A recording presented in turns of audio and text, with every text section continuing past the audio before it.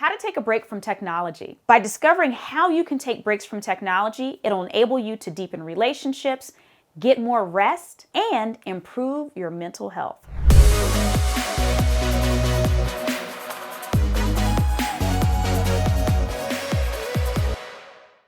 First, you're going to uncover what excessive technology usage is doing to your brain.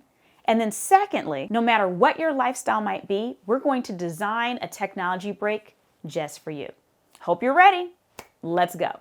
First, I have to address the elephant in the room. It might seem a little strange that I, someone who teaches technology as a futurist and who spends a great deal of time using technology, is talking to you about the importance of technology breaks. However, you might find it interesting to know that I regularly take technology breaks. I believe that they refresh our minds, they make us more creative, and really sometimes it's just good to be out of the space of technology where you're really only thinking about your own thoughts or having conversations with the people immediately around you. I believe that by us taking planned breaks from technology, it actually makes us more strategic in how we utilize technology because we're no longer doing it out of habit, we're doing it out of purpose. Let's look at what overuse of technology is currently doing to your brain. Excessive mobile device usage, especially before bed, actually disrupts your sleep due to melatonin suppression, disrupts your circadian rhythm, increases cognitive arousal and dopamine reinforcement, leading to sleep disturbances and making it harder for you to fall asleep in the future.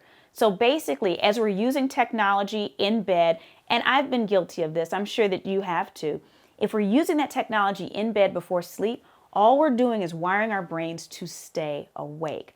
And so not knowing how to disconnect, especially when we're doing it out of habit, if you're not even thinking about the fact that you're scrolling through social media, whether that's Instagram or Facebook or any other one, if you're just on there to be there and you're not even thinking about it, that's demonstrating that you've developed a compulsion. So it's no longer a strategic use or an intentional use. You're just using it compulsively and it's upsetting your ability to go to sleep.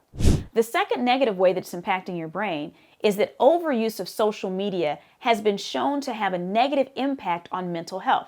Now, if you're using technology and you're not using social media, congratulations, you're avoiding that pitfall. But for most of us, we're in those spaces and we're constantly being bombarded with different types of material. Maybe you see something that makes you laugh, and as you scroll, the very next thing is something terrible and it disturbs you. And then you see something that makes you angry. And so what's happening is it's triggering different brain chemicals that are basically being triggered in the same way as people that have addiction. So we're becoming more and more addicted to social media, and it's impacting our mental health. Oftentimes, we also find that by comparing our lives to other people's, it also leads to depression. At the end of the day, excessive use of social media specifically leads to emotional distress due to social comparison, FOMO, or fear of missing out. I'm sure you've heard that before, FOMO and YOLO, you only live once. Reward system activation, stress, altered brain connectivity, and emotional contagion. And you're probably like, whoa, contagion. What's going on, Crystal? We don't want to talk about contagions anymore.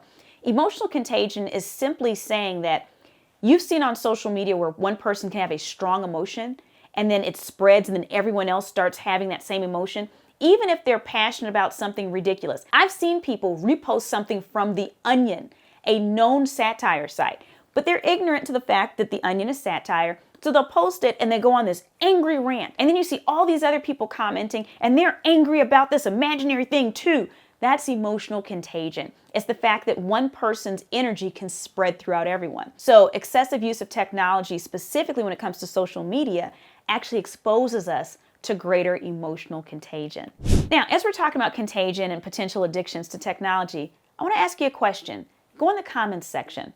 What's the longest time you've gone without your mobile device since you've owned one? What's the longest time you've gone without it? Is it a few hours? Have you ever gone a full day? Maybe a little bit longer? Go ahead and share in the comments. I'm just curious to know, how long have you gone without your mobile device? When I say gone without it, I mean it's turned off. I mean you're not looking at it. I mean you're not checking for anything. You have no connection to it. What's the longest you've gone? So now it's time to design your technology-free vacation. And I want to ask you a very honest question. What is reasonable for you? So for instance, with me, something that I've done in the past is I'll take a technology-free day. Now, is it possible to be completely without technology? No, but I'll explain what I would do. So I would turn off my cell phone, and my husband would know. I'd tell him I'll see you tomorrow at whatever time, or sometimes it would be just during the day, but sometimes it was a 24-hour period. Turn off my cell phone. All my family friends knew. I'd tell them where I was going, where my end place was. And I might spend the day just driving around aimlessly. I wouldn't listen to music. I wouldn't, operate my phone at all. I wasn't on a computer. I wasn't checking emails. I just kind of ride around. Sometimes I'd go to parks. Sometimes I'd get a book. And sometimes I'd meditate at the Chung Tai Zen Center, whatever it is that feeds your spirit. And then I'd end up at a hotel. Now I live in Houston, so sometimes I'll get a hotel room in Galveston, which is closer to the beach. When I go into the room, I put a cover over the TV so I'm not looking at that. And I just rest and I read and I have room service delivered. So again, it's impossible to live without any form of technology if you're staying within like the United States or depending on the country that you're watching us from. But there are things you can do so that you're not interacting with mobile devices and computers and smart devices and things like that. So for me, that kind of cleanses my spirit. I feel more rejuvenated afterwards. That's reasonable for me. Now, for some of you, if you have small children or other obligations, that may not be reasonable. And so I don't want you to feel bad if you can't do that. But can you take an hour? Can you take 2 hours? Can you get somebody to watch the kids and you just go out for a walk? What is reasonable for you in terms of technology? Maybe you can't turn off your cell phone because you have children or you're a caretaker, but maybe you can turn off all ringers so that only the ringer for that one designated device from the person who would call you an emergency, maybe that's the only one that gets through. So start to design what your technology break looks like. And sometimes it's just a piece of technology. For instance, every December I take the entire month off from work. But in addition to taking off from work, I don't answer any business calls. I don't check any social media. I'm completely off social media the entire month of December. When I say I'm off, I don't mean that I'm checking it and not responding. I mean, I'm completely unplugged, right? So that's what works for me. I don't check any emails whatsoever. 0 emails. I don't look at those. For me, it's taking a break from business-related technology and social media as well for a whole month. That may be reasonable for you. It may not be reasonable for you. But start to think about what you can do to disconnect from time to time because you'll feel refreshed when you come back. Now, I'll tell you my most extreme way that I disconnect from technology. My favorite place to vacation is in the middle of the Amazon rainforest. So I'm there with the people that live there locally. There's no running water. There's no electricity. It's pretty simple accommodations. It's me hanging out with some caiman, which are basically like alligators, and some pythons and nature. That's pretty much what's out there, right? And so I don't even have a choice. I couldn't connect to technology even if I wanted to because there's nothing for me to connect to. And so when I come back from that trip, I find that I'm really rested, rejuvenated, my brain is clear, and I'm less likely to compulsively be on my phone before bed.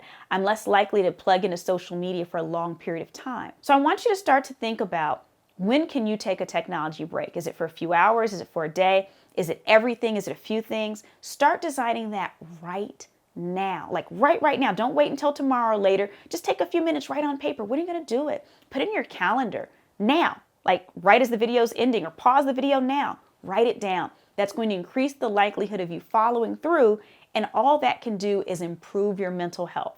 Speaking of planning for the future, if you go into the description of this video right now, you're going to find that there's a link to download my Future Ready Playbook. It's designed just for you and is full of activities that'll help you be more strategic in planning for your future. We want to give you confidence. So as you're using technology more strategically, because you're taking breaks from time to time, you're also thinking about some of those other goals and how you can achieve them even if the world doesn't go in quite the direction that you're expecting. We still want you to be ahead of the curve. Go ahead and download that right now.